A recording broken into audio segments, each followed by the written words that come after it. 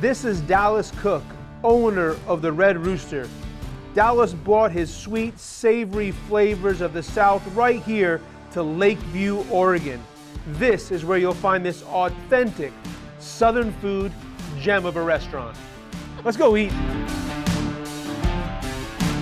All right, guys, we got an order in. I got a 2-piece fried chicken. I got a, what is that? A deli sandwich, corned beef Reuben sandwich, Philly cheesesteak. Let's go. Who's loud? I'm gonna get my game mode on now. So this is a chicken batter, dry side of the batter. I just want to feel like I'm part of the crowd, part of the crew. And I know from being raised in the South that fried chicken, when you're doing it right and you got it battered right, that stuff starts to flow. About dropping it a certain way, because if you just plop it in there, you're not going to get it on there and it's going to stick to the bottom of the cage. Yep. So we kind of put it in, let it roll, start to christen that outer crust, and then you let it go. That way it doesn't touch the bottom, doesn't get stuck. We don't lose any breading, because community, travelers, they love the breading. Gotta love the breading. That's all part of it, man. The breading on it is amazing. Oh yeah, so nice. It all stayed together. Oh. It's all about timing, especially when it comes to the chicken. Temping, making sure you're temping out correctly so that stuff can go out. This is a fresh squeezed lemonade. Ooh. And it is probably just as tough, if not more, to make our Louisiana sweet tea. And this is something I grew up on.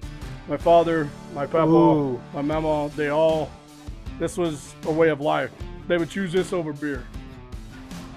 Oh my goodness, I can see why you would pick that over beer.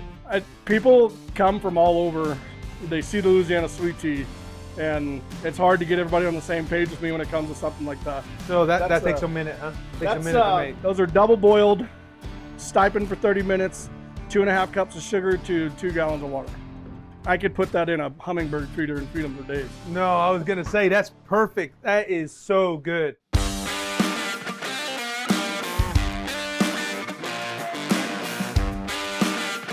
This is where the brisket's hiding. This is, if I open this, you're gonna see something crazy. This is my I don't know, pretend smoker. This is my thing.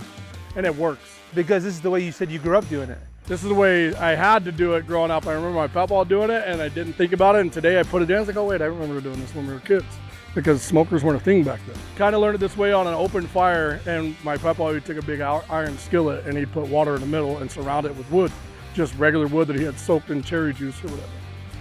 That's how we did our pig, that's how we did our fish, that's how we did a lot of stuff. So then today I was like, okay, I don't have enough room because I got ribs in there. Like I can turn on the big barbecue. And I was like, I need moisture, I need pellets. I gotta figure out a way to make this work. This is 4 things happening. Yeah, you got heat, you got your pellets, you got your moisture, you got your meat. Yeah. Growing up, this is called Texas candy. You had a glove on still. That's sticky and it's caramelized.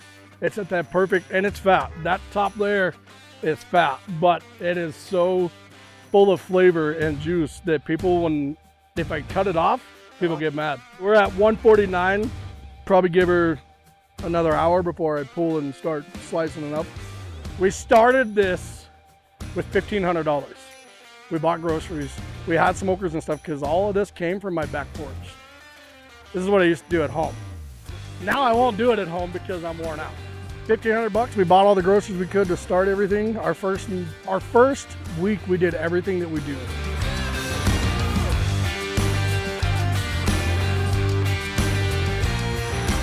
We started out after that because the first couple weeks it was everything we had to get.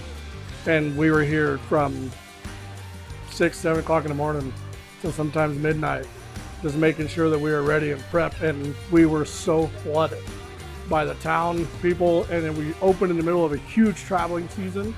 So it was beneficial, but my crew, like, we all wanted to die.